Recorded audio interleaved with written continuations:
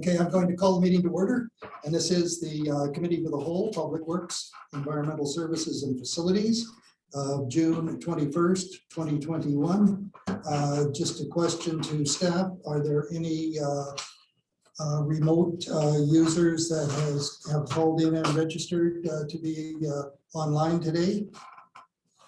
I'll confirm with the deputy clerk, but I do not believe that there's anybody that has contacted us. And I believe Mr. Packwood is with us, remote. Yes, I do. Okay, he must be. Yes, I'm here. I'm here. There you go. That's the marker, Stephen. Stephen, okay. Okay, could I have a mover for the approval of the agenda, please?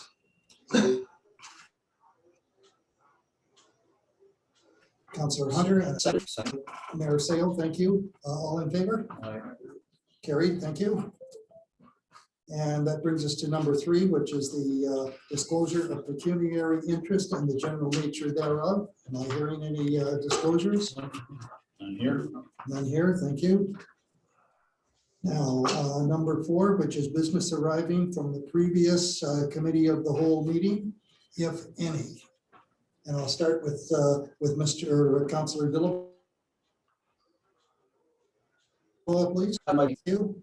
Mayor Sale? Yes, 2 questions. The first is on page 1 of 35, Yes. which is the question of the report from Greenfield. Have we heard from Greenfield yet about what they're going to take from that low lift line, that low lift water line? Through the chair, we do have a meeting scheduled. We do have an estimated quantity that they're looking at taking, and as soon as Mr. Sheets returns from holidays, we'll be looking to set up the exact numbers. Okay, and I think I asked to be part of that meeting or present at that meeting. Yes, through the chair. So that meeting has not been set up because I don't have a schedule for Mr. Sheets at this time. But once we'll coordinate that. So thank you very much, Mr. Chair. And then the second one is on page 4 of 35, which is we're talking the last paragraph before item G, which is the pool opening and camps, etc. I just want to know, do we have approval from the health unit to go ahead with the pool program and the camps? Because both Ingredient and Greenfield are waiting to hear from me about their financial donations to the swimming program. So are we any closer to getting approval from the health unit? I know our staff is well organized and ready to go, but what is the health unit saying? So through the chair, I'll have the Mr. Thank you. Through the chair to the mayor. So both pools have been inspected by the health department. The Johnstown pool was inspected on Thursday, and both have met the requirements. They are aware of the programs that we are running, and we have the go ahead to proceed with swimming lessons and our day camp. We have approval from the health unit. Yes, we do. Okay, great. I'll let them With know. limited numbers. Beg pardon? With limited Yeah. numbers. It's not going to be typically what the numbers that we would always have. So there's going to have to be some patience with some of the people. Very much, Mr. Chair. Deputy Mayor. None at all. Councillor Hunter. No, I don't have any. Just to congratulate our department and getting everything up and ready to go for these schools and stuff in the summer. Sounds good. So. Mr. Bush. Okay, Mr. Packwood. No questions. No, I'm okay. Oh, what's going on here?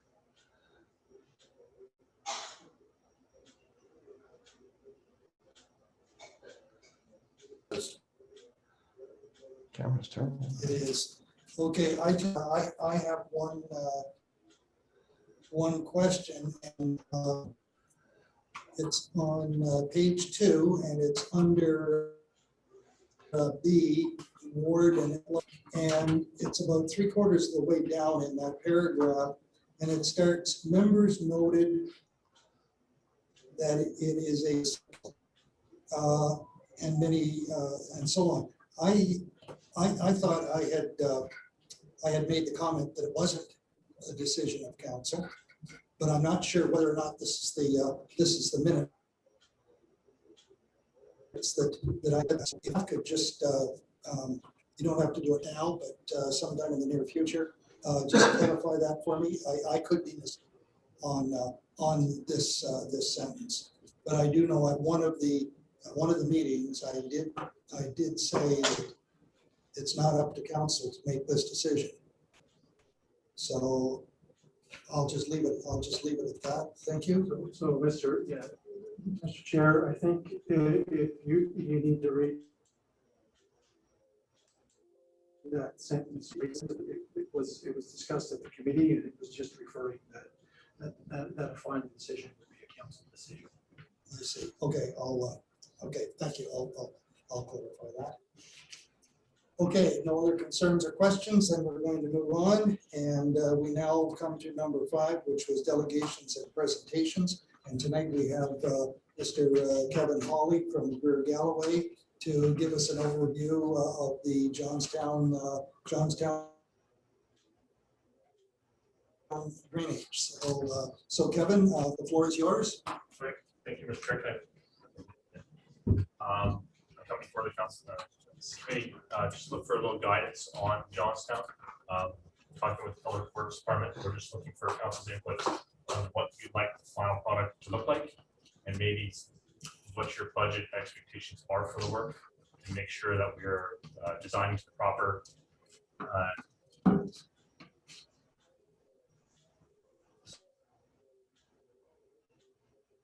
designing to what you think the house look like.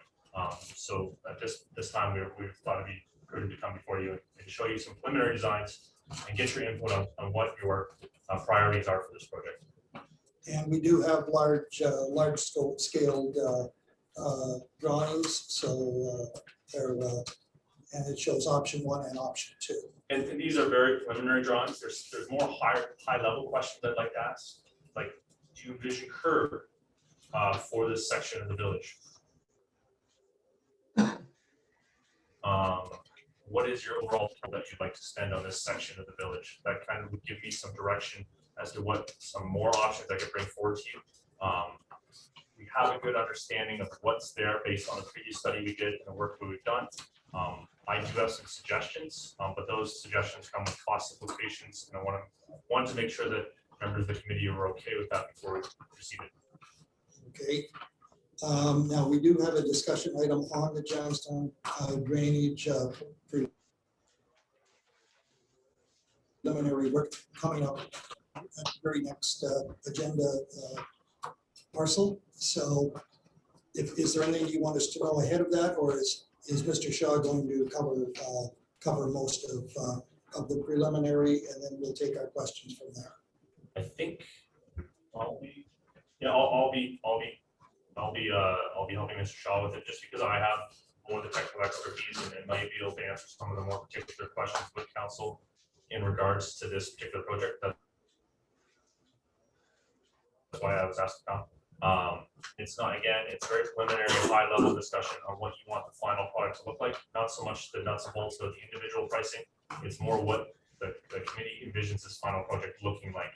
And I can give you a baseline estimate somewhat today, but it gives me something to go back with and come back to the committee in the future. Some of the questions are, do you envision curb for this section of the village? Do you want new asphalt, or do you want us to cut into the existing asphalt in place pipe in the roadway? Again, budgetary issues and fixing some of the long-term drainage problems within the village itself. I just need some guidance from the committee in regards to how much budget you're willing to spend and what the appetite of the committee is this time. In the option 1 and option 2, you do have prices in here.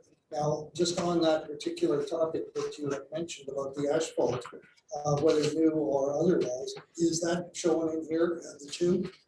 No, in both these show replacing it. What I should say an option is to just cut the existing asphalt and just replace where we put the new pipe. It would reduce the cost, but the aesthetics would not be as appealing for a finished product. You would have a cut mark in your asphalt all the way up the street, and it wouldn't look as good as maybe putting down new surface on that area. So if you wanted that street to look like a new road, where some of your members of the community might question you on that, I give you that process.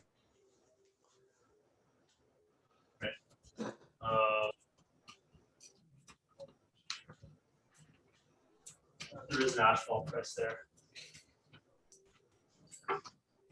Is that number 6? It's curb and gutter is 180,000. No, what are you talking, option A or option B? Option One. option 1 has curb on it, which is $180,000 if you want to curb those sections of the village completely, as we're doing in Spencerville. Okay, so, yeah, number 6. Okay, you got 2 number 6s. Yeah, All right, so asphalt stripping, is that what you were referring to before? asphalt stripping and then Pulverizing? pulverizing, but you have to put the asphalt back. So it's the bottom line, 67,000. It's almost $70,000 to put asphalt back on the roads. Okay. So that's number 6. But again, I'm looking for more high level answers from the council. What do you envision as a more detailed cost estimate once you tell me what you want the final product to look like? Go ahead. Okay, so I'm gonna jump in here if I may. So I'm, first of all, looking at numbers. Yeah. And so when I'm looking at numbers, the only differences that I see between option 1 and option 2 is in the top half of the pricing. And in the top half of the pricing, in option 2, the top half is 903, and option 1 half is 995. Is the only difference there the curb and gutter? The 177 for curb and gutter? That's correct. Okay, now, I think we have to address that question clearly. My question is, will the saw cut be down the center of the street or off at the edge? Since you do not have any existing infrastructure within the road allowance, I would suggest you do it along the edge. It can be placed wherever, but it can, since this is the first, my understanding, you don't have sanitary within the village of Johnstown. That's correct. So we don't have to work around any existing infrastructure, so it can be placed wherever. I would suggest placing it on the edge. That's typically where storm would be placed. Okay, can you place it on the edge without cutting a pavement? I would no, because you would undermine the pavement during construction and placing that new storm. Okay, fair enough. So let's look then just at option number 1 for a minute, because that is the one with curb and gutter in it. I don't know whether we can afford that or whether or not we should do that. Do we need it? Well, it really fishes off the street and brings the street up. If you want to see what it looks like, go to Gill Street, not Gill Street, Walker Street in Cardinal. It's a curb and gutter both sides, and it really finishes off the street. Makes it look right, provides good definition, as well as assist with runoff. Because if you got curb and gutters, you can run off into storm sewers, right? Yes, both options have the storm sewer going up from Highway 2 to 2nd Street. I would suggest that for both, but I would hesitate council get too involved in pricing and more in the end product to look like, and then I can come back to with more definitive pricing. I mean, if you gave me more of a budget, I can tell you more of what you want, or if you give me a wish list, I can come back with a more detailed budget for you. Well, first of all, both options include the oil and grit separators. I just want to confirm that. Yes, And that's both of those separators are on the north side of County Road 2. That is correct. Okay, all right. Well, I mean, when it's all right for you to say that, don't look at the budget, but we have to look at the budget because that's the reality of this project. And the other reality is the timing of being able to put it all together, because this is just one small portion of the Johnstown hamlet. And if I may just intervene 1 second, that is an excellent point. Whatever you do in this section will probably dictate what you will want to do in future sections that going forward. So this not only sets kind of the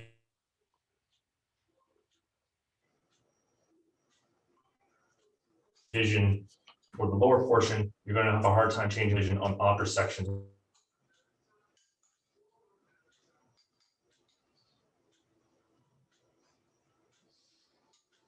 The whole piece or doesn't. Me.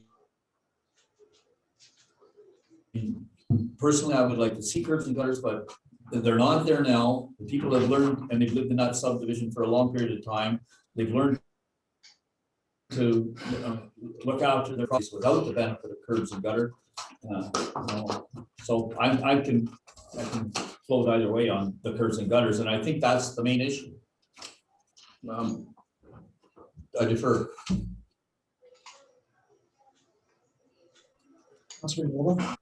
Thank you to the chair. Now, in this, to me, we have option one, option two, there's no options really, because we budgeted this year for 125,000. We've been kicking this around since 2009.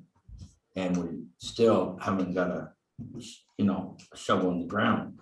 So can we start anywhere with this project? In other words, if we did Mary Street, can we go up, if you look at the map at the manhole number 2 on Mary Street? Could we start there and work our way down one section this year to the end of the oil and grit separate? And can we do from there up to 2nd Street next year? Is that possible? Yes, it is Because you're possible. taking that drain in there that's coming across it. So I'm going, yes, that is possible. However, I would not recommend, you're going to get better pricing if you take it out as one.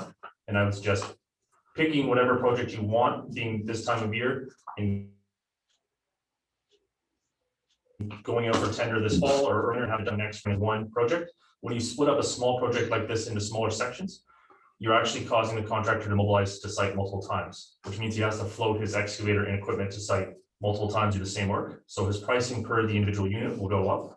Whereas if you did release more work in a larger dollar value, that mobilization and demobilization cost is spread out over a larger amount of work. I realize that, but again, we got a $1.1 million,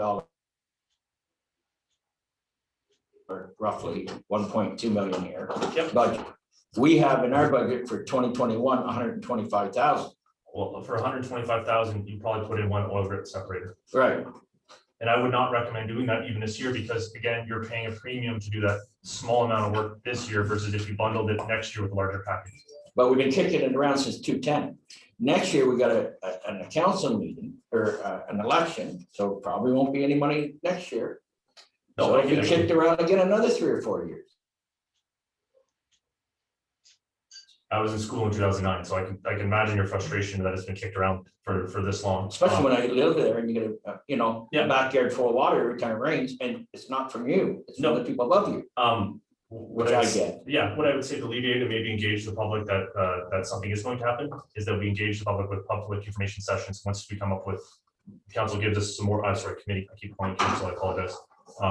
Committee gives us some more options, that we have a public information session and we show the public that here is your product that's going to be started next spring. Okay, Excuse me. Yeah, go may ahead. I go? Yeah. How much from 12 Mary Street to the number 2 would that cost in between, roughly? Would 12 Mary Street be approximately in the middle of Mary Street? Yeah, straight up that drain, remember where that drain's crossing? Yeah, That backyard, through her backyard, that's 12 Mary Street. so Right it's to the oil separator. It's about $400 a meter for pipe underground and about 10 grand per manhole, to give you some very preliminary cost estimates.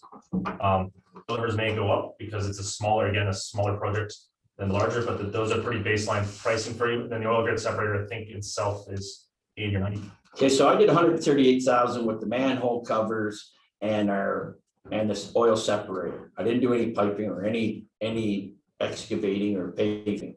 So would it be 300,000 to do that section this year? Would it be 350? I can't give you that close between 300 and 350. I would assume 300, you would probably be okay to do that small. Again, the unit prices would probably go up because you're doing small amount of work, but that would be in a reasonable ballpark based on on what's just needed in that area. Thank you. Mr. Mayor, anything else? I'll go last. Okay, Deputy Mayor, No. Councillor Hunter, Well, Johnstown's had drainage problems ever since the place was built. Out there. No ditches and culverts, and we did a lot of things over the years trying to alleviate some of it. We got, I think, pretty good design here, as far as that goes. Way it's designed, what you've got.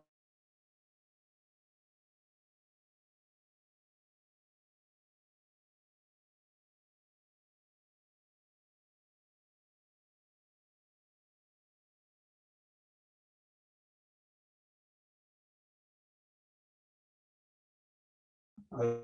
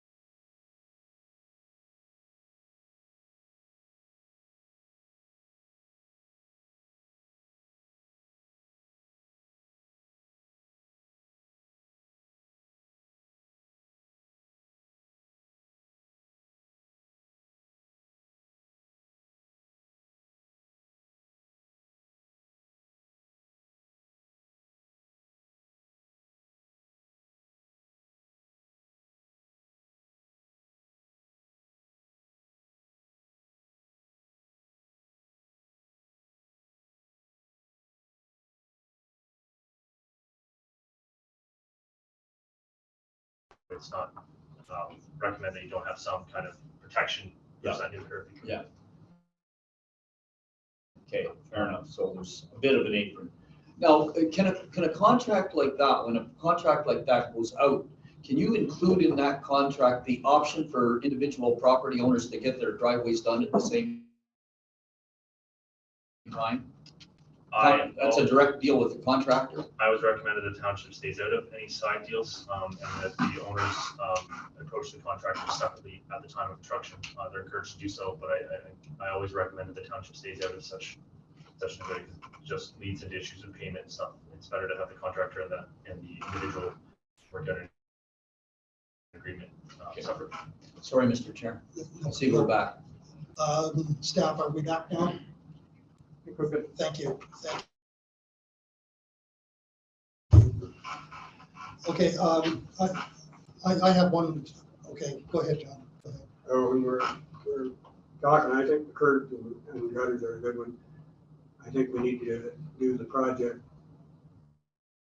This project, I think maybe in 2 steps. What I suggest is we try to find the money, and we this year we put in our 2 separators at the end of each road and get that done, and work next year on doing the tender to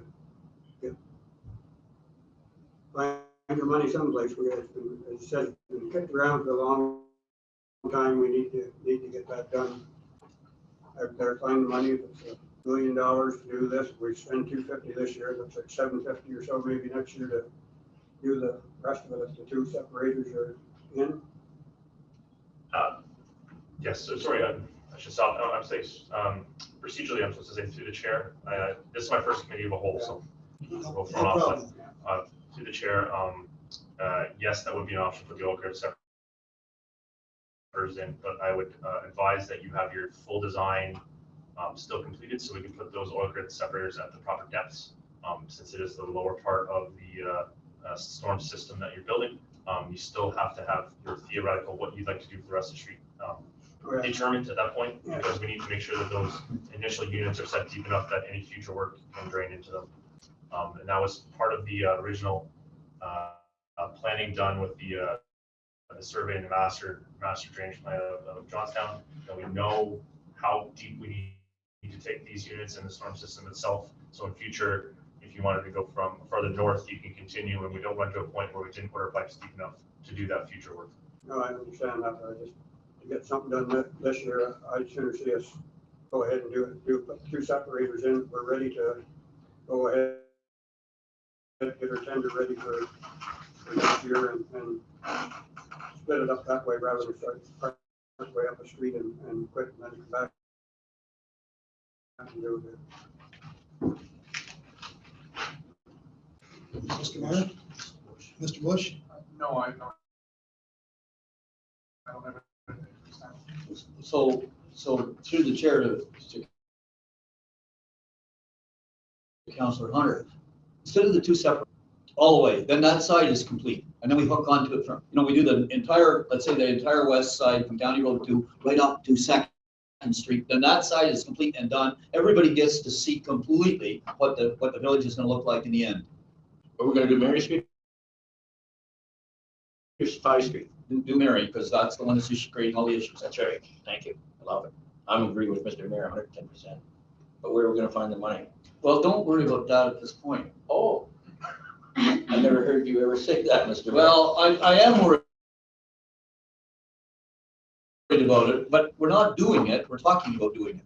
And I think Councillor Hunter, and as I said at the beginning, I'm sort of waffling on the curbs and gutters, but Councillor Hunter makes a good argument. Curbs and gutters protect your pavement. There's no question about it. They provide definition to the street. They provide definition for the homeowners. They really have a tendency to lift up the look of the whole area. So, if we can get 1 or 2 more councillors speaking to curbs and gutters, then I'm going to be sold, but I'm half sold now, thanks to Councillor Hunter. Well, I mean, I'll weigh in as far as the curbs and gutters. Go ahead, curbs and gutters. For sure. Okay, so And so would I. They're nice. okay, so we're getting direction on that. That's a little bit more money, but better end product. Now, through the chair to the presenter, what else you need? That is amazing. Through the chair, are the budgets acceptable in that range for council, for a committee? Well, okay, so now, Yes, just a moment. Our very next discussion item, Mr. Shaw is going to give a brief overview on this, and I think that would be the time to discuss budget. I'm not going to discuss budget, we're still into options. Okay, we'll continue with options. All right, so I'm looking at option 1, and option 1 is the one that gives curbs and gutters, right? Yeah, maybe I just interject. As long as the committee is fine with the high estimate between $750,000 and $1 million drawings, more detail that you can break down, and we can go through the individual line items. I just need to know if you're fine with that budget range, and I can come back with you more options and more detailed plans at that time. Now that I know that you're okay with that budget range. Go ahead. Okay, so then here's the question, and I'm looking at option 1. So option 1 looks like a total of, if I add the top and the bottom, 995 and 191, is that correct? That's 1.1 million. So my question is, does it break out roughly equal the east side Sophia Street and the west side Mary Street? In other words, what am I looking for if we can find our way through to do 1/2 of either the east side or the west side? What am I looking at? About $500,000? Again, it would be, through the chair, it would be theoretically $500,000, but the estimates for the individual unit items could change based Yep. on the smaller volume work. This is, again, a fairly high level cost estimate. As was seen with our hot mix program paving, prices this year can fluctuate quite a bit. And at this time, it's very high level. But in theoretically, yes, it should be approximately in the half range, depending on how the smaller volume of work affects the unit prices. So through you again, but we're also desirous of starting to do something on the Spencerville one that you presented to us earlier. Yes. Now, is there any way of marrying half the Spencerville project with half of this project, two separate projects, but one tender? And the second question is, can the engineers get organized in time to put a tender together for construction this fall? First part of the question, it is highly unrecommended to combine the two based on the two different locations. And it's just the travel time between the two would mean they still need two foremen, two supervisors, two separate crews to do each work. So it would not be advisable to the township to combine the two into one project. You generally would not see work like that based on the separation that distance separation combined like that. I've not seen that. Spencerville is going for approval for the MOE. I believe next week or the week after, based on our previous meeting. Johnstown, once I get direction from the committee today, I can come back with more detailed options, and we should be able to have a public information session midsummer. It can be possible to rush it out this fall if you want to.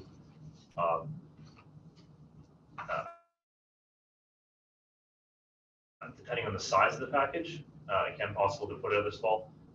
I would recommend putting it out this fall for construction in early spring, or put it out January 1st for construction of spring next year. Based on just the time frame, what it is now being midsummer, by the time you get approvals and you go through your public information sessions and getting a contractor in place, you don't want to be placing concrete in any kind of frost or negative temperatures. Sure you. Go ahead, Mr. Chair. You No, I have nothing. I'm just, Councillor Hunter? I know we want to get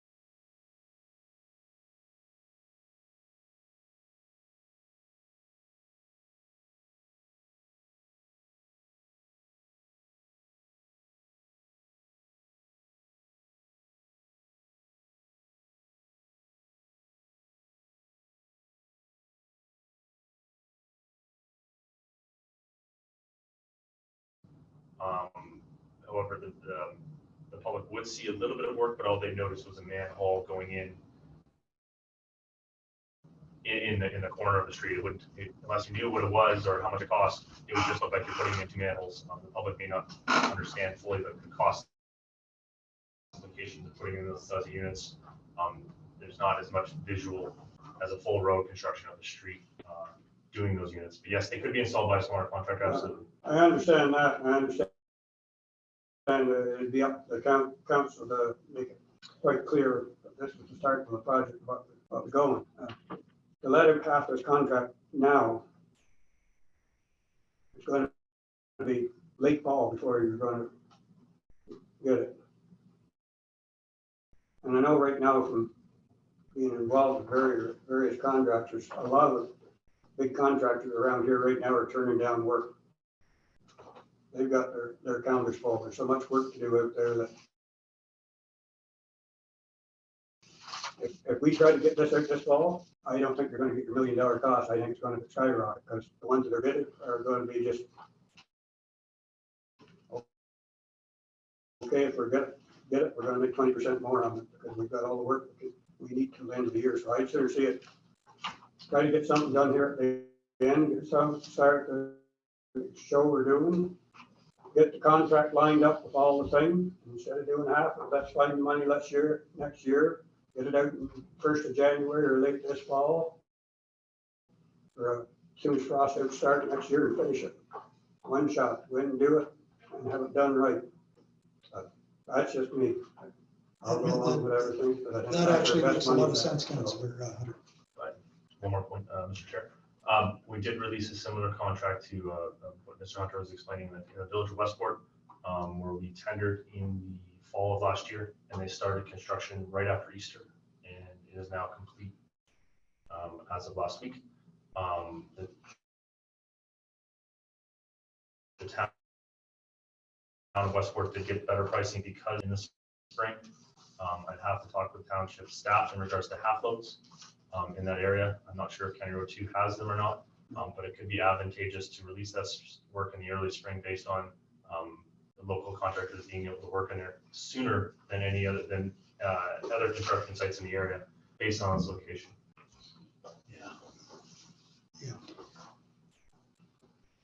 Okay, any other discussion? Why the contract, big contract right now started. Sometimes you have to just be patient. True. So, Go ahead. yeah, thank you. Just want to kind of indicate that 5A and 6A are kind of intertwined. Yes, So correct. it's just- Yeah. I think we're taking it both time. Yep. At one. And I know that Mr. Shaw has something to present to us. So if Gord, if you will do your presentation, please. All right, thank you. Thank you, Mr. Chair. Basically, it was just a short discussion item that I put together based on Mr. Hawley's presentation. Good. Could I just hold you there just for a moment, Mr. Shaw? Mark, did you want to get in on the on Mr. Hawley's presentation? Yes, I did. I'm having a problem. It's freeze framing and it's kicking me out. So I've missed most of the discussion, but I do have one question. Why do we have to install an oil and silt Nothing. separator? What's the problem? Can you hear me? Oh, Jesus. Can you hear me now?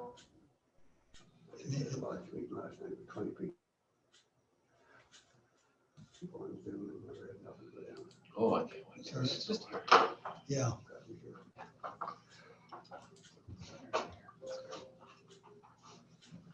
You just have to carry on. So Mr. Chair, you can carry on. okay, Mr. Ackworth does not seem to be. okay. Go ahead, Mr. Shaw. So this was just a discussion item that was more of a, couldn't be an introduction, I guess, to Mr. Hawley's presentation. The background of Johnstown Drainage Capital Project update on Tuesday, April 13, 2021, phase 1 proposal for design and engineering multi-year Johnstown drainage project was awarded to Greer Galloway Group. Phase 1 Greer Galloway Group proposed that the drainage from Mary Street and Sophia from County Road 2 2nd Street in Johnstown should be the focal point for starting the project. Project involves design of roads and drainage and includes 2 grit separators that under current legislation are required for discharging underground storm systems to a body of water.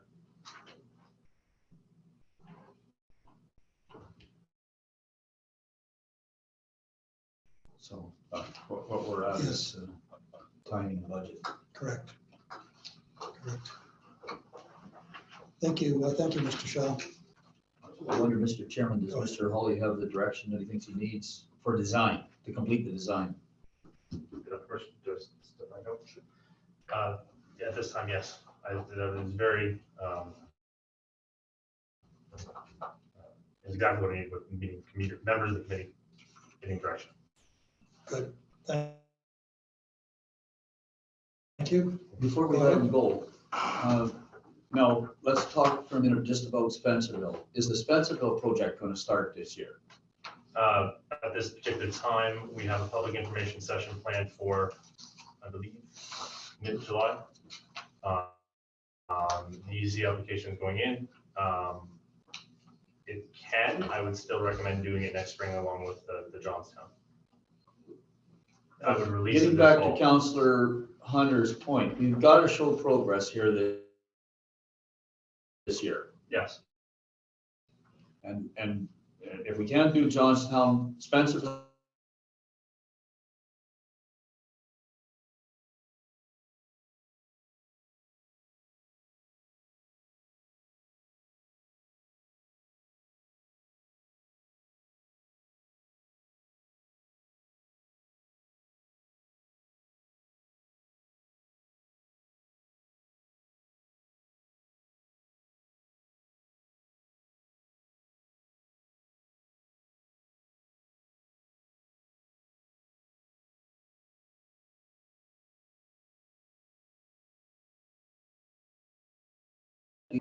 what his best costing will do. And that way they'll give you better pricing and they'll either come in and start some of the work this fall. And then the idea is to maybe do some of the pipe work in the winter, and then they'll come in and finish in the spring. There's no way we can advance those timelines? You can, they do have cost implications if you do advance. I would still recommend releasing this fall and letting the contractor to decide which is the best option for him internally to do. He'll find the cheapest cost. So I would assume that they would do the pipe work this fall. There would possibly gravel over the winter. I believe that was discussed with the township that the roads may be gravel over the winter, and they will do the work in the fall and over the winter for a completion date of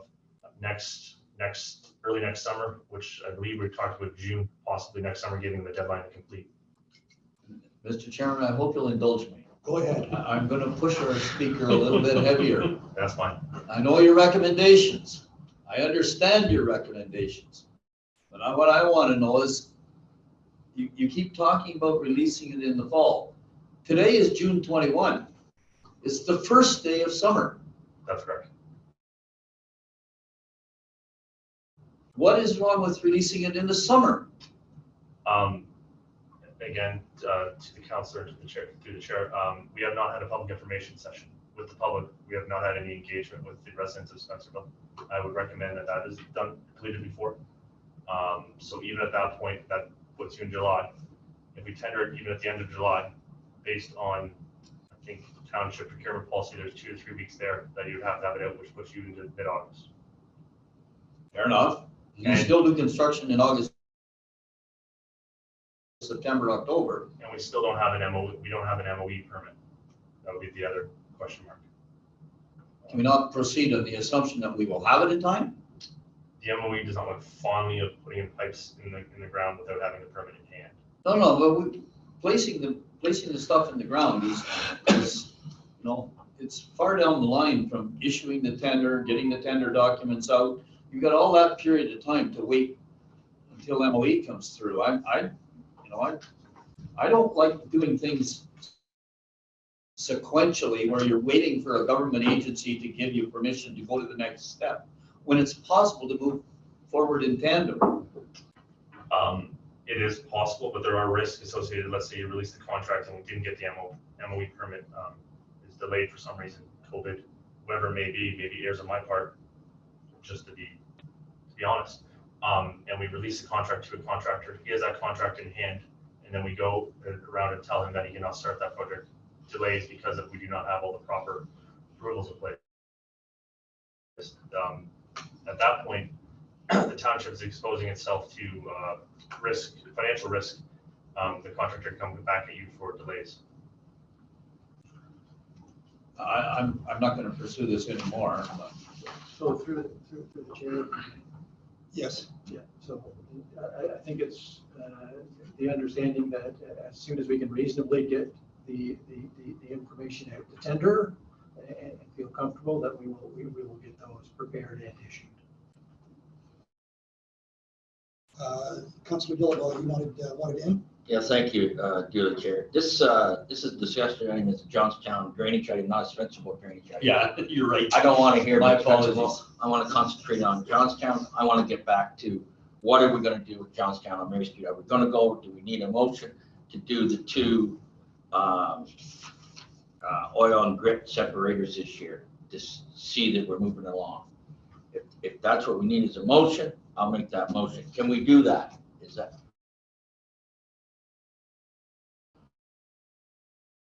that possible? So through that, if at all possible, if some work can get done this year, make it happen. And we'll go back from a staff level with Mr. Hawley and we'll figure out the best plan to try to make something like that happen. And then return. You okay with that, Councillor? Well, I get scared because we've been going back since 2010. That's my problem. And then we get another council and then it gets lost. So I will accept that. When could you think we will get back the next in July? We will look to return to committee at the next July meeting. Yes, I'm happy with that. Thank you. Okay, thank you. Okay, before I move on, Mr. Hawley, are you okay? You've got everything you need? Yes. Thank you very much, Chairman. Good. Okay, I'm going to move on. And that now brings us to number 7, which is our action information items. And we're at 7A, which is the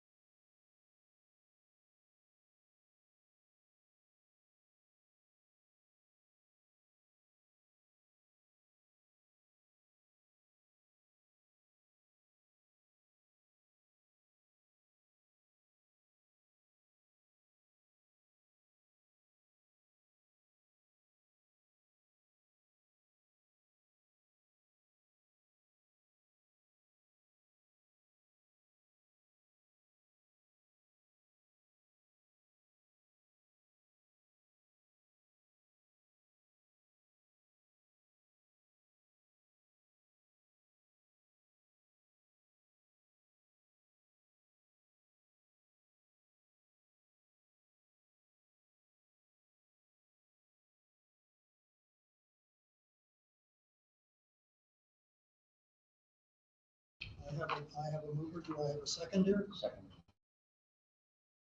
Councillor Dillabaugh, thank you. Okay, discussion, if any.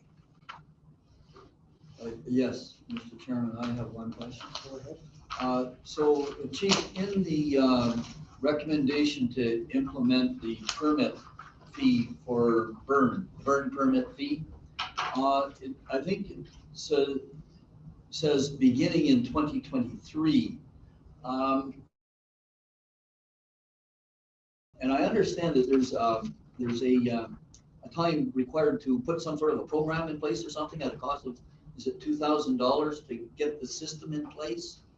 And so my question goes, would you not be ready to put the burn permit fees in effect in January of 2022? Through the chair, there's potential to have that done.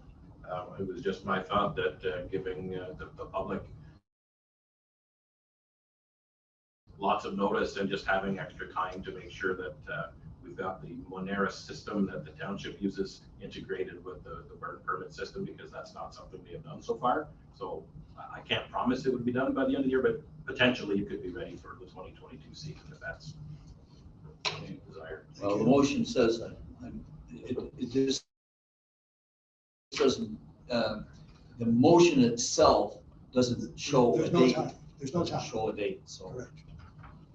Okay, Councillor Dillabaugh, do you have anything? No, I'm great. I support it 100%. Thank you, Mr. Bush. No. Councillor Hunter?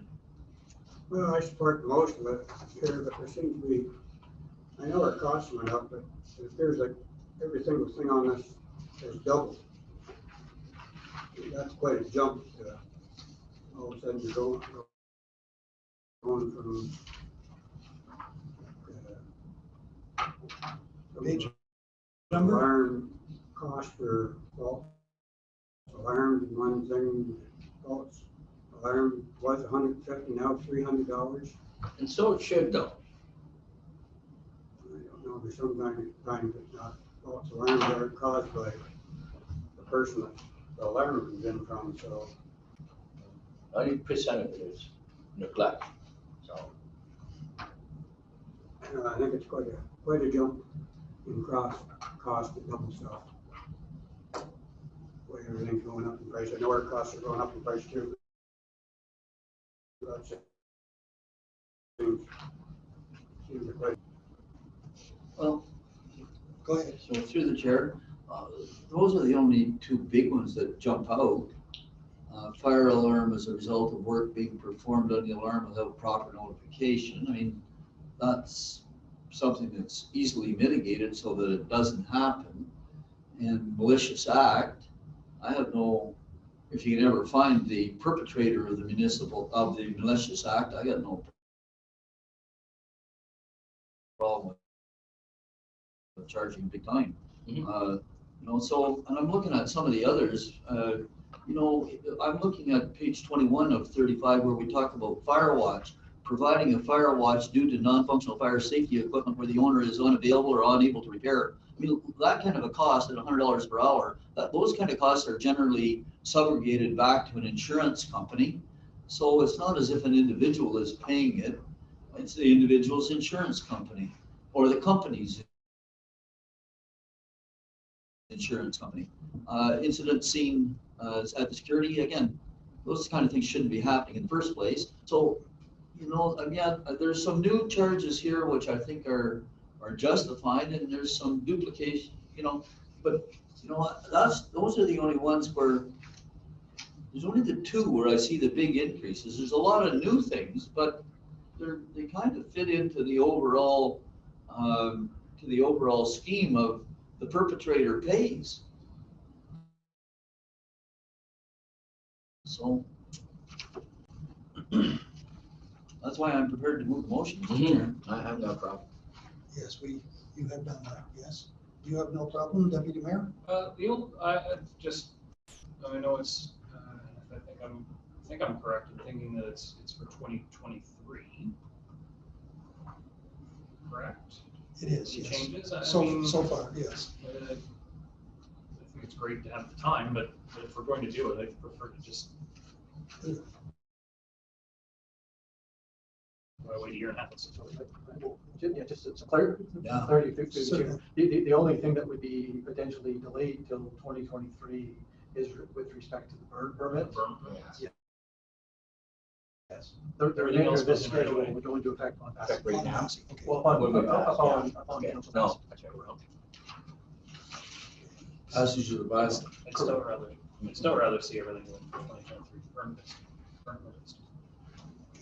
2022. Sorry. do it all at once. I don't think going through route and everything. Well, the thing is, $10 is my least concern for a burn permit.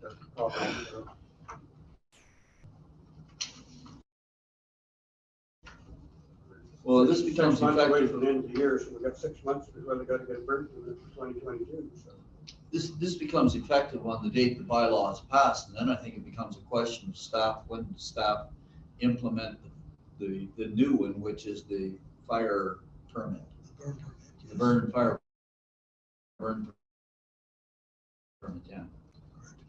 So through the chair, is it the sense of the committee that you would want the burn permits to be effective January 1st, which would be the first new season? If possible. I would think so. That's what I'm hearing around the table. Yes. Okay, we have a mover and we have a seconder. I'm going to call the question. All in favor of the recommendation? Aye. Carried, thank you. Aye.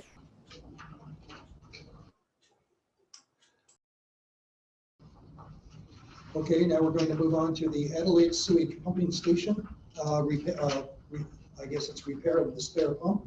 There is a recommendation for this as well in your packages on 26 and 27. And Mr. Shaw, would you be kind enough to highlight this for us? Certainly. Thank you, Mr. Chair. So the purpose of this action item is to consider replacement options for the Adelaide spare 47 horsepower pump. The Adelaide pump station was commissioned in 1996 and received all the sewage from the village of Cardinal north of the canal. Sewage enters the pump station near a wet well on Adelaide Street, Main. The wet well contains one lead, one lag, 47 horsepower flight pumps that direct sewage through a force main to a manhole located at the junction of Dundas Street and Joseph, approximately a kilometer away. Sewage is then gravity fed down into the wastewater treatment plant. The station has functioned well for 25 years of service, other than routine maintenance, minor upgrades, and the replacement of the drywall components of 2019 as a capital project. After experiencing an intermittent leak, detection alarms from the West Flight pump, the pump supplier Exylum was contacted to troubleshoot the pump station. On May 3rd, Exylum inspected the pump panel and system, determined the seal was leaking in the West pump, and removal was necessary to assess the overall condition of the pump. Exylum assessed the pump in their shop and determined various mechanical components of the pump were showing wear, and the seals are leaking, causing this standard to ground. Exylum provided options to rebuild the existing pump or replace with new.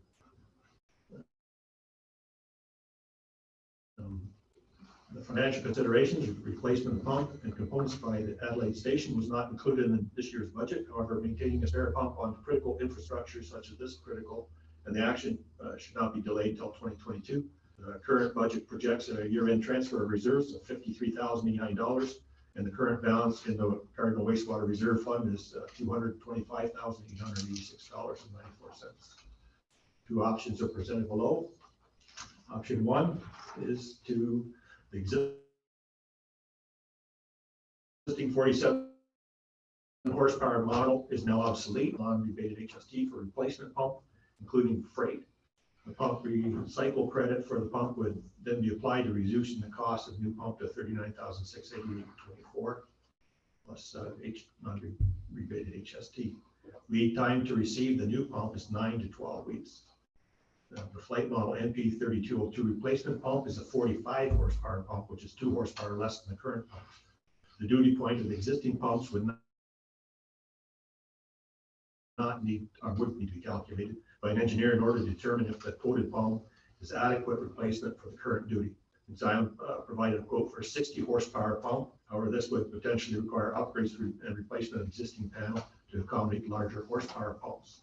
Both pumps would require replacement. Option two is Exylum is estimated quoted $27,009 plus non-rebated HST to rebuild the existing pump. The estimated lead time is 6 to 8 weeks, and there's additional charge of $3,387 for initial service call to deliver rebuilt pump. Option two would avoid the cost of contracting an engineer to confirm the duty point of the current pumps, purchasing more expensive, higher horsepower pumps, and potentially upgrading and replacing the control panel. Recommendations that committee recommends that council direct staff to contract Exylum to rebuild the damaged west pump at a cost of $27,009 plus non-rebated HST, and cover the unbudgeted expense through the Cardinal Wastewater Reserve Fund.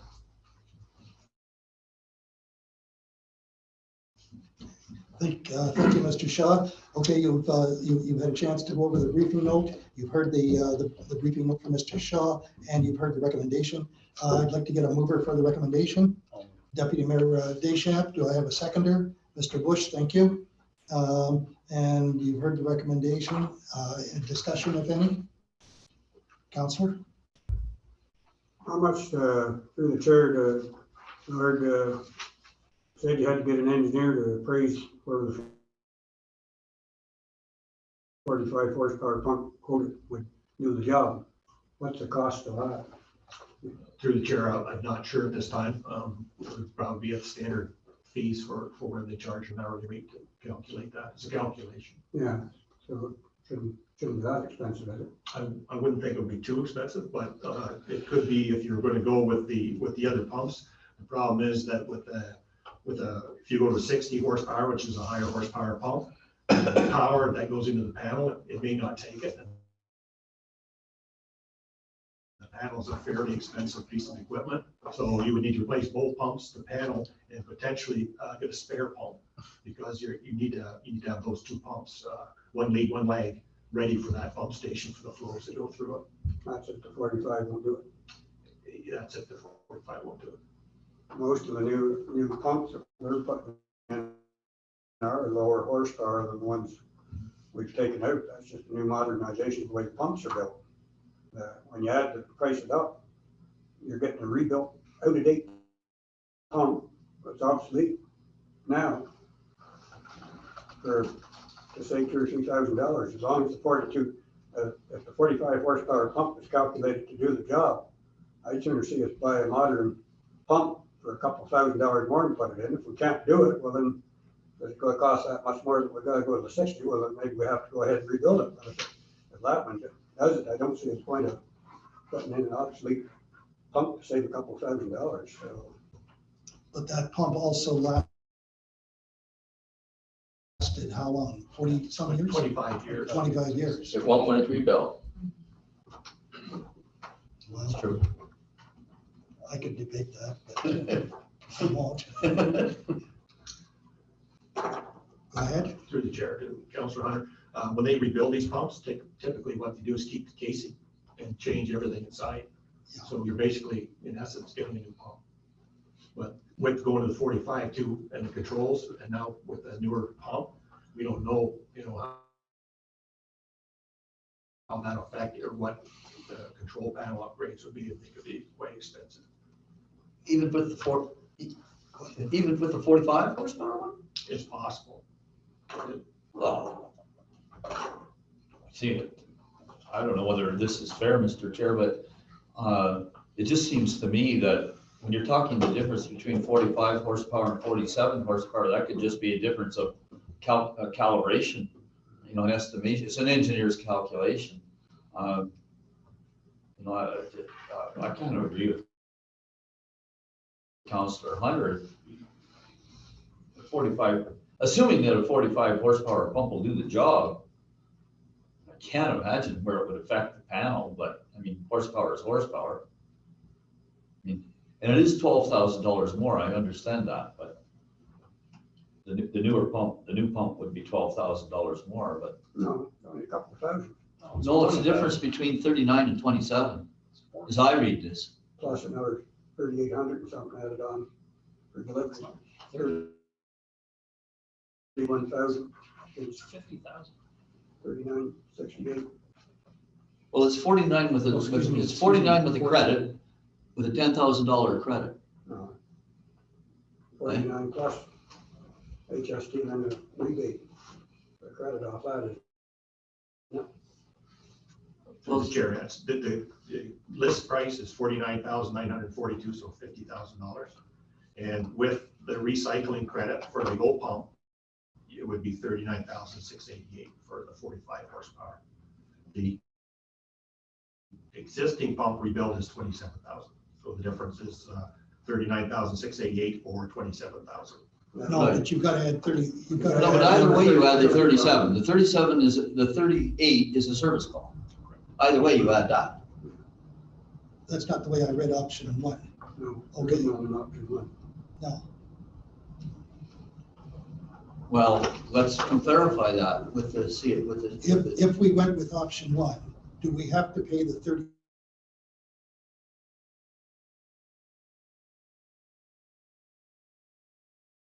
$33.87 service call. Part of that for the service call. So it's built in. It is. I see. Okay. All right. I don't know, I just.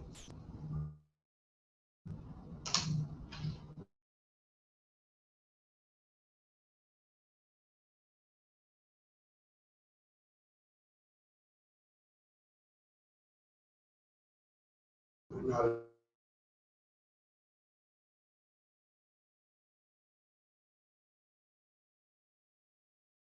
If we went with option one, we would still have to buy an additional pump at another $49,000. no, No, we just gotta go to 60 horsepower. Oh, I'm sorry. Okay. Okay. I think it's mute. Which one to go with? I guess 45 won't do it. 45 do it, and that's different ballgame. But if they say now can't do a 60, well, I guess if you want to spend $150,000, we rebuild pump. Go ahead. So through the chair.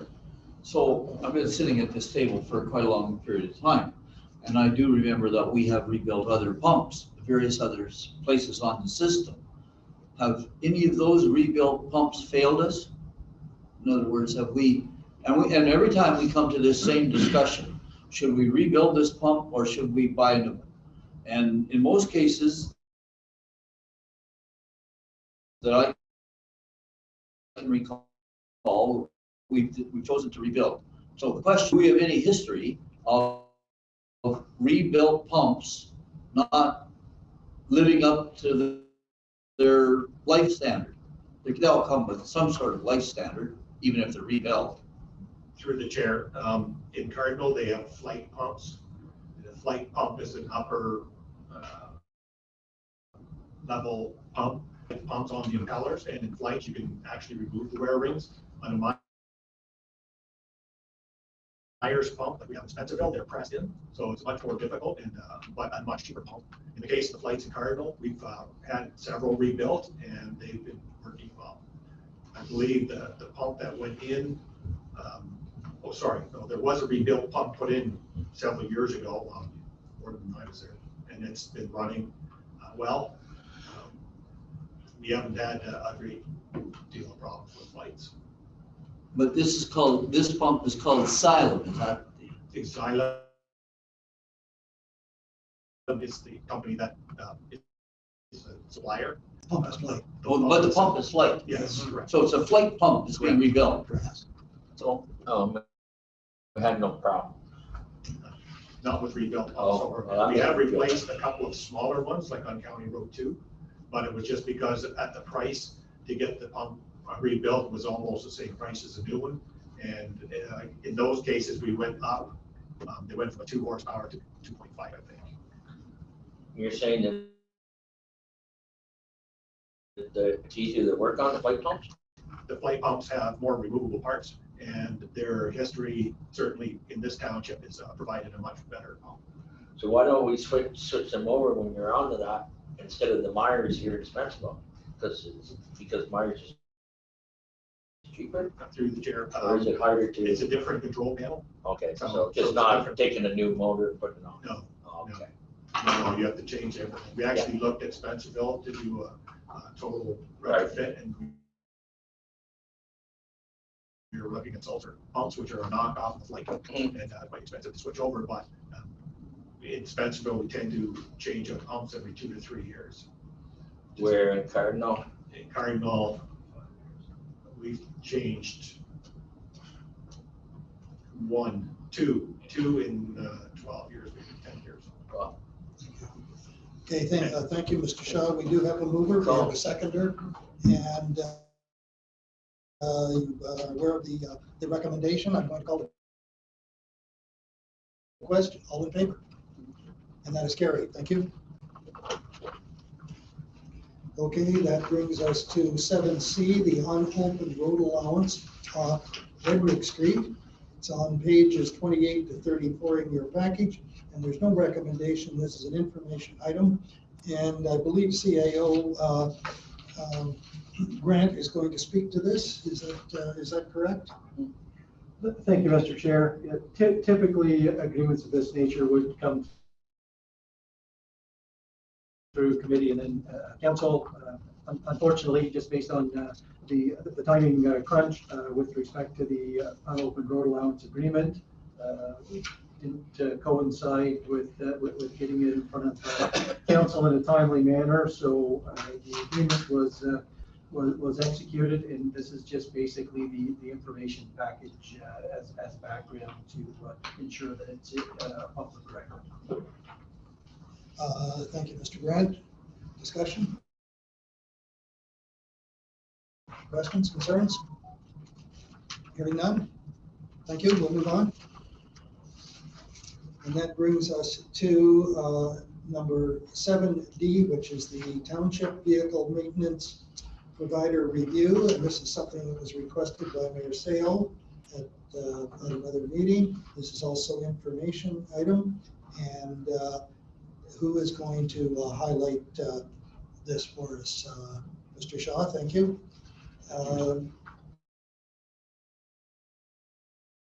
And that's on pages 35. Go ahead. Thank you, Mr. Chair. So this is a information item. The topic review the vehicle maintenance provider usage. Background, council inquiry was made at May 2021 regular council meeting regarding the use of Rush Truck Center as a service provider for maintenance of some of the township's fleet of trucks. The concern involved higher hourly rate and transportation costs of vehicles that weren't under warranty as compared to more local service providers such as Premier Peterbilt service. For the period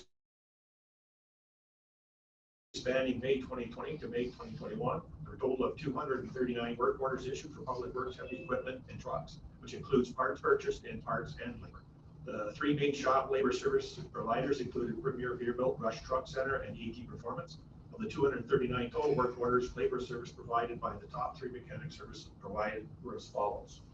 Premium Peterbilt, total work orders 48, work orders including labor 36. The hourly shop rate is 147 to 157. Rush Truck Center, total work orders 29, work orders including labor 11. Their shop rate is 161. And ET Performance, 23 work orders including labor 23 at $105 an hour. There are an additional 6 work orders issued to Rush for work covered by warranty. Thank you, Mr. Shaw. Okay, you've got the briefing note. Questions, concerns? Councillor Billabong. Well, I think we can see the math. I mean, I just don't understand why we're giving Peterbilt so much work and not ET Performance. You know, especially when they're $50 cheaper. ET Performance, I know, will come out in the middle of a snowstorm if we have problems with the truck. They're local, they're not that far from us. So I just wish we would just go to ET Performance and let them put us on a preventive maintenance program and do it all. That's my feeling on this. One company does it all, unless it's warranty work, obviously.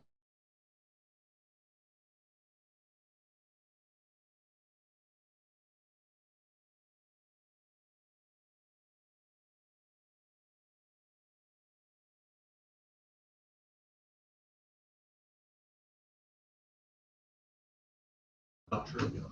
So The original concern was over going to Rush. And since 2020, when we had the 2 engine failures there, we started taking trucks there for any engine issues, any international trucks. And we also took there on occasion for the CVORs or the full maintenance or the full PMs where they were actually taking things apart rather than just shaking things and giving it a look over. That's what we've done basically with them, and it hasn't amounted much on Rush. Anything under warranty, of course, like I said, there were 6 that we took there. So Peterbilt is close. It's central and it's in the township. ET is outside the township. It's close, but it's outside, and that's the explanation I can make. Mr. CIO, you wanted to make a comment? actually, the Director of Operations covered most of that. Okay, thank you. Okay, looking for Mr. Mayor, go ahead. So through the chair to Mr. Shaw, I can't make your numbers work. Don't matter how I add these columns, I don't get the 239. No, through the chair, 239 involves all work orders. That would be tire changing, different part suppliers where staff are actually putting the parts on vehicles, buying, purchasing.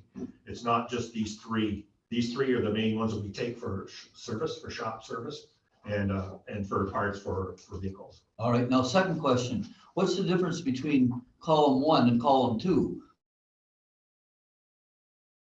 Column 1 says total WO, that's total work orders? Correct. Work orders could go out for a part or for paint or. Okay, but in the second column, that's labor. parts and labor. Correct. Oh, okay, all right, so now I see what's up here. Well, one thing about Premium Peterbilt is they do pay taxes in our township, but I know that the other company, ET Performance, is close by and is well recommended, and the $50 an hour difference in labor rate speaks for itself. It bothers me, the Rush Truck Center bothers me because of the time it takes to deliver the vehicles and then go pick them up. But I also know that they do good work and become highly recommended, and that we have many vehicles that are under warranty that really have to go there. So this kind of answers the question that I was asking, Mr. Chairman, gives a better insight into how we're spreading the business around. I know that it's always good when you have the amount of work that we have, in my opinion, and I don't want to contradict Councillor Dillabaugh, but I think it's always good to have more than one supplier, because you never know when something is going to happen and you lose a supplier and you haven't got relationships other places. It's sometimes difficult to get service if you haven't built ongoing relationships. Point well made, thank you. Councillor Hunter? Well, I think we look at the prices that we're supposed to be doing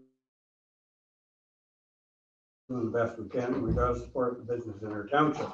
I don't have a problem with someone going to Peterbilt for certain jobs. They're a supporter in our township, but we gotta look at our tax dollars for what it costing us to do work here too. As far as going to Rush Truck Center, if it's an absolute warranty thing, yeah, we gotta take it there. But as far as doing CBOs and one thing or another, either one of the other ones are fully capable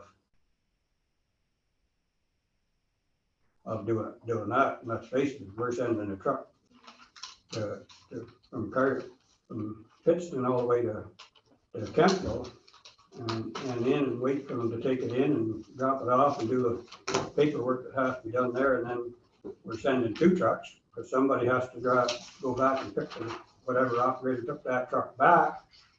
So we're driving 35 or 40 minutes to Kempville, and it's a big busy center. I'm sure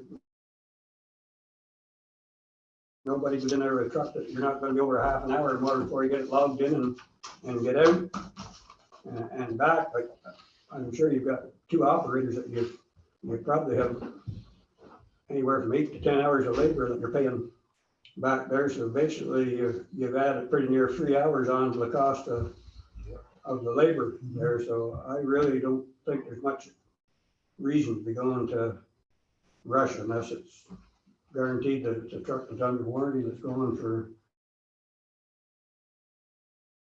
warranty work. There, we got to take it there, because I trust either one of the mechanics at either one of the stations to do a good job first. And I agree with the mayor, you got to kind of keep your foot in more than one door, that you don't, something happens, one guy's not available and you never took any business to the other guy, and he happened to be a little busy that night, he might just forget to call. So kind of give you a little nudge, or you give me a little more work, I might be more anxious to answer your phone call. So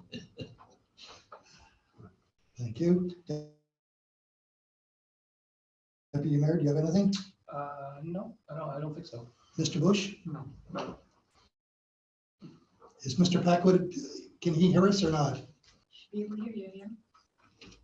Any comments, Mr. Packwood? Can you hear me now? yes, No, Yes. everybody's covered it. Can you turn your volume up? Anyway, I think he said it was all covered, Yeah, I said everyone. so I don't think he has anything to make. So the consensus that I'm hearing around the table is keep it local where possible. Okay, we're going to move on, and that brings us now to council inquiries or notices of motion. Am I hearing any? Councillor Dillabaugh? Yeah, I have one, Mr. Mayor. We did a speed thing. I'm getting complaints on Bristol Road back, I think, last December, and it was, I think we sent an officer it failed, whatever it comes up with speeding. And did we send that off to the OPP, Mr. CEO? And what was the response, or what was our next step? Can we reduce the speed limit there, or how do we proceed to? Because you can put the sign back up again, they're going up and down the road like a racetrack there. Yeah. So through the chair, yeah, certainly the information was gathered and it was relayed. I believe there was 2 spots, I think, on Roseville Road, and then there was one right on County Road 45 or 44, That's right. right in that area. So Right. that information was relayed to county and OPP, and the one on Bristol Road was relayed to the OPP for further follow-up. And so where's it go, like on that? That was in January, we did that. I'm trying to find it here in my old, and I know it was January. So how do we follow up, or do they send us? Obviously, they don't send us anything. Because it doesn't take 7 months to.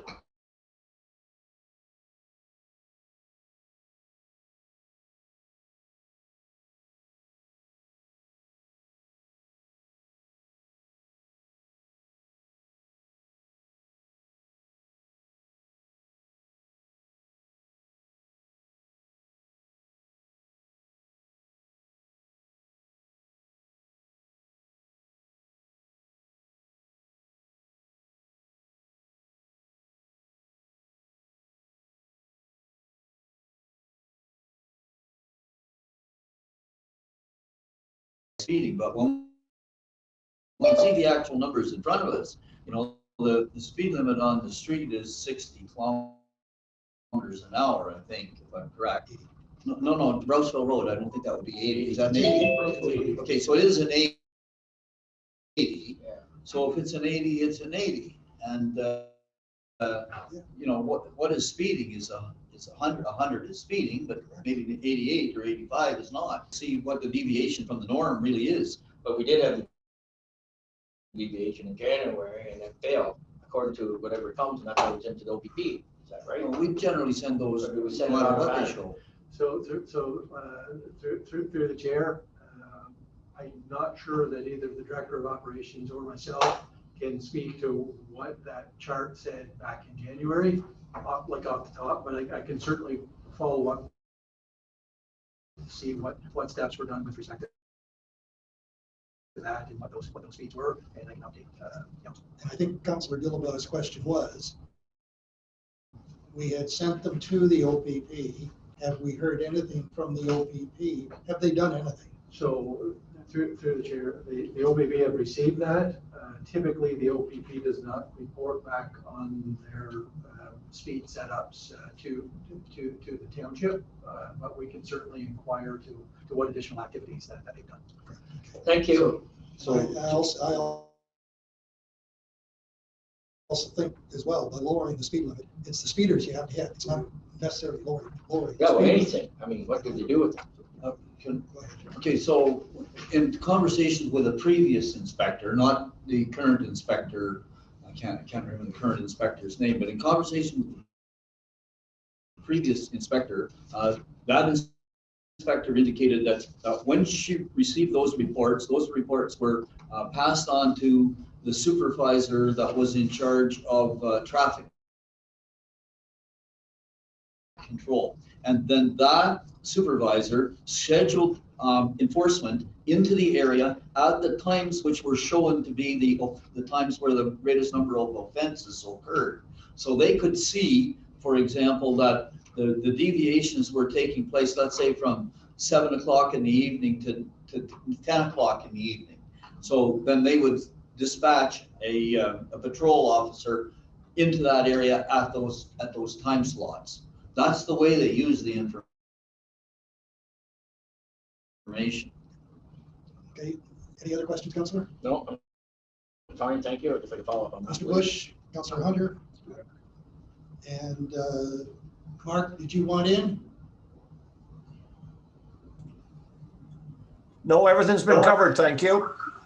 Okay, thank you, Deputy Mayor. Thank you. Okay, we're going to move on then. Oh, I'm sorry, Councillor. Then where, I guess, through you to our our mayor to take to the counties. I was wondering if you could bring up the traffic at counties. When are they planning on fixing the guardrails on 44 in the Crowder Road? It's been almost a year. Yeah. And hit there. And they're absolutely a hoe. They could kill it. It's just like a ramp now. Just shoot right off down 30-foot embankment. So. So what's the new side?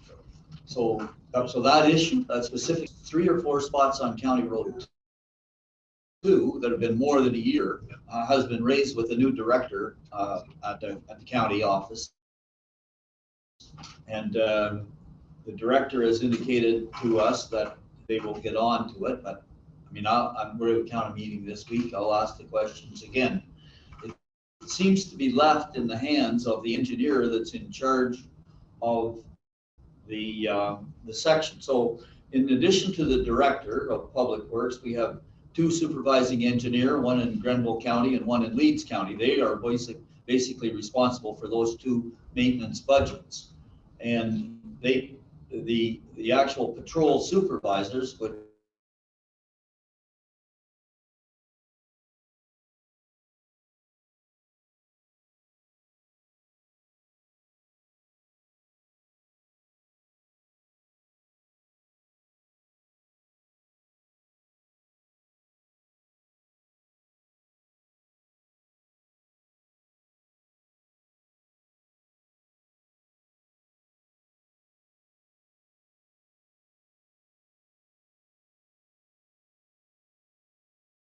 on the department to get all of this year's projects out the door here about the amount of work that's been, the contractors are all tied up and I can't remember the exact number. I can report back to this committee or to council when I have my briefing note in front of me if you want that information, but I can tell you the exact number of contracts that we put out the door and the value of those contracts. And I know that they're having a hard time getting them all tendered and let and then underway. Okay. Well, while you're speaking to that, is the plan to get rid of the old guide wire styled ones and replace them with the ones that they're not fixing once they get damaged? Yeah. That to me seems like it's going to be as watching the new areas that have been put in, and the old areas, they come in, they put a new piece of wood in where a piece of wood's been taken out, and the guide wire's back up in a couple of days. These ones have been over a year, and one of the solutions on Highway 2 last time was to shorten the guardrail and just put a new end on it, and they didn't even put the new 5 posts back in. They just shortened it by 5 posts. Yeah. So I do understand where you're coming from, the Crowder Road, but I think those ones are ridiculous. They're not maintained at all. And the answer that we get back from the engineer is new standards.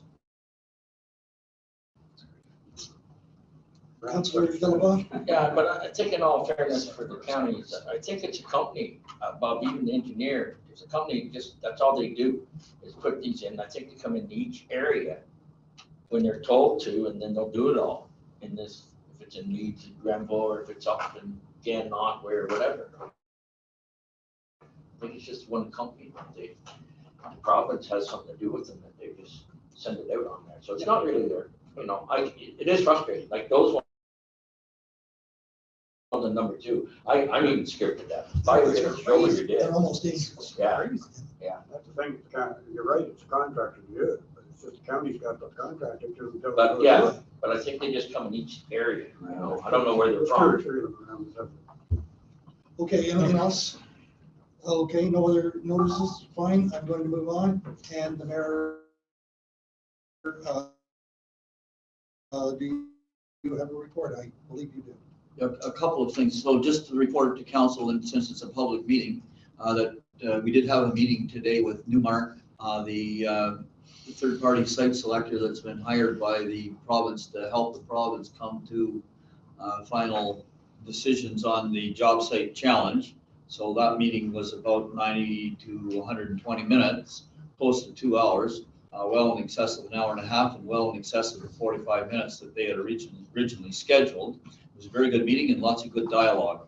The other thing that I wanted to report on is that on Wednesday this week, the mayor of North Grenville has convened a meeting of the 5 mayors of Grenville County to discuss this submission on police boards that will be sent to the Solicitor General. Now, I've already briefed council on where we stand, and council knows that North Grenville has supported the brief. Prescott has supported the brief. Edwardsburg Cardinal and Merrickville have all supported the brief. The Township of Augusta did not support the brief, and they think that something else should be done. So the mayor of North Grenville has convened the meeting for 8:30 a.m. on Wednesday morning, and I can't be present at that meeting due to an emergency conflict that has come up. So I'm going to ask the deputy mayor if he's available to take that meeting at 8:30, and the CAO will make sure that you get the Zoom contact. It's a Zoom meeting, and I think our position is, as we discussed it at the last meeting, is, you know, there's 5 municipalities, 4 vote in favor of it, 1 vote against it. I mean, it's not, and there's not time. We still have to make the June 28th deadline, so there's not really time to come up with a new proposal. And so I think our position was, and we've kind of discussed it here at council or at committee, our position was submit it as it is and let the Solicitor General work it out. So that's all I have to report, Mr. Chairman. Okay. Councilor Dolan? Yes, Mr. Mayor, could you maybe help us out too on our vaccination that we're going to be having, what, July, is that July 4th or Sunday? July 4th, yeah. And we can't register. I tried registering. On the Where do we register? Help us. For the health unit. Good help, we leave them. Yeah, it doesn't come up as Cardinal for it too. That's as of today. Mr. CIO? So I need help. Thank you, Mr. Chair. I'll have Mr. Spencer just sort of speak to that on the timing. Yeah, so that, if the July 4th time should go up within the next 2 to 3 days. On On the Lisa Go- posted on social media the next day or 2 as well. Now, But it's not on there right now. right. Now, does that mean a second shot? It doesn't, like I got my first one, but I got it in Manitic. So can I still apply here to get my second one? Yes, it's open for people for their second shot. But it won't be the AZ, right? No, it'll be the Moderna one. Just Moderna. Oh, yeah, that's right. The Pfizer. We'll have Pfizer For the available. children. For the children. That's right. Or If I if made you want, it if or you from don't want Wawa, to take that's- Moderna. Do I get, okay. If you get Pfizer. So 2-3 days, will this be on our website, by the way? Yes. Yes, so through the chair, once we have all the information, we were waiting to send that out to all of council and with all the details. Thank you. Walk-ins too.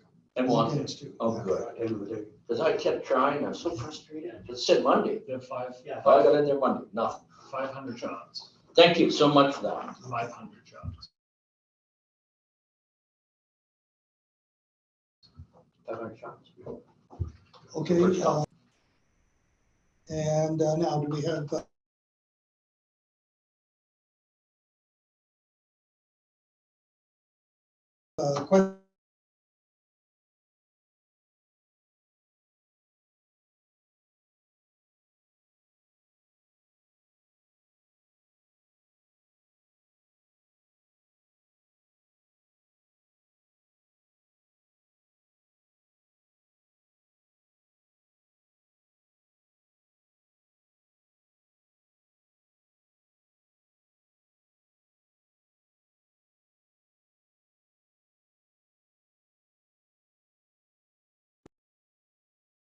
Minutes of closed session dated March 15th, 2021 and April 19th, 2021.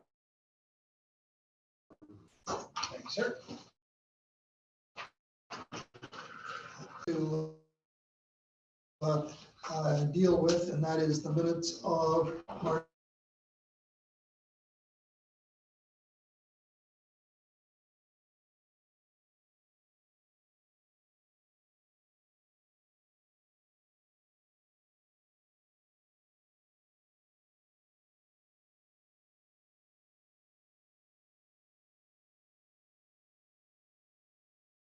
Deputy Mayor. The next I gotta paragraph. find you. Give me a second to find you. Where are you? Yeah, where are you? So the top of page 40, 42 of 43. Yes. So basically the first solid paragraph, the last sentence, I don't think the last sentence should be in there. It was noted that MPP Clark is encouraging the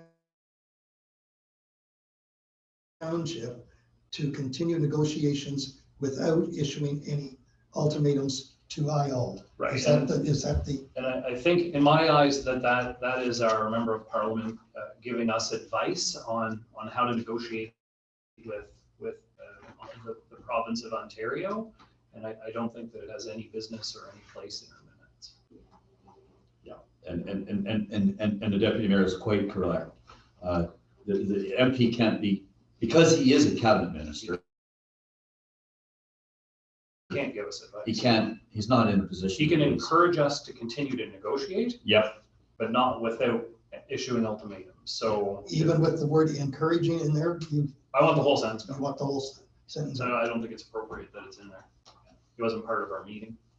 So I think what should happen is that we should not pass these minutes tonight and bring back another set of minutes with actions. Sorry? No, just through the chair. It may not have been part of the meeting as per se, but it was mentioned as part of the discussion. That's all. It's just, So, we'll look at correcting those. So I would not approve the April 19th minutes.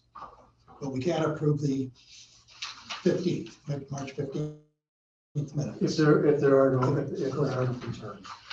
Okay.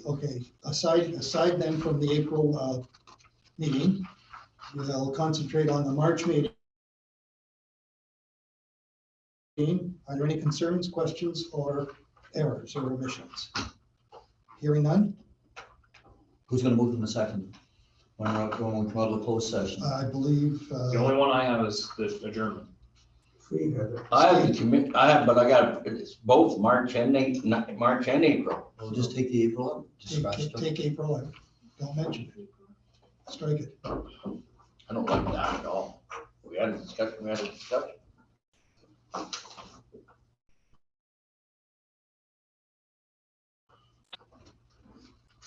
I mean, It's a closed session.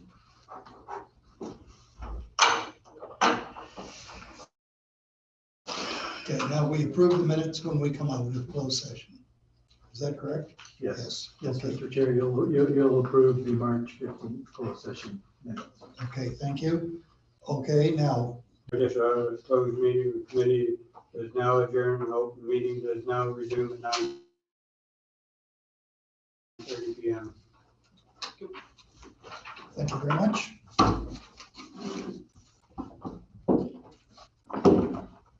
All in favor? Aye. Thank you.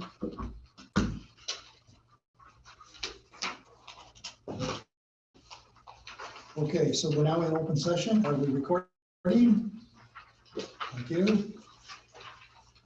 Okay, we were in closed session and we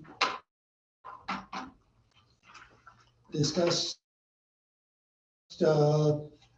section 239 and regarding a proposed acquisition or disposition of land by the municipality or local board, specifically the Edwardburg Land Bank Job Site Challenge, and the minutes dated March 15th, 2021. moved by myself and seconded by Mayor Sayah that the committee receives and approves closed session meeting dated March 15th, 2021. Thank you very much.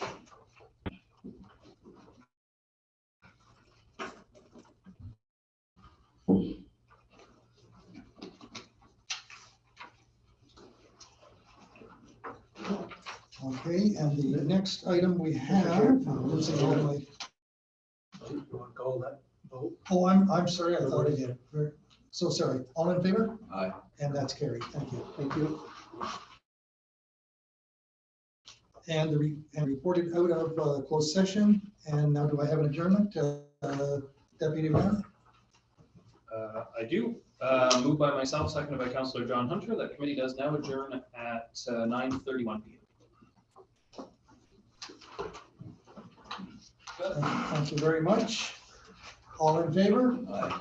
Aye. And we are adjourned.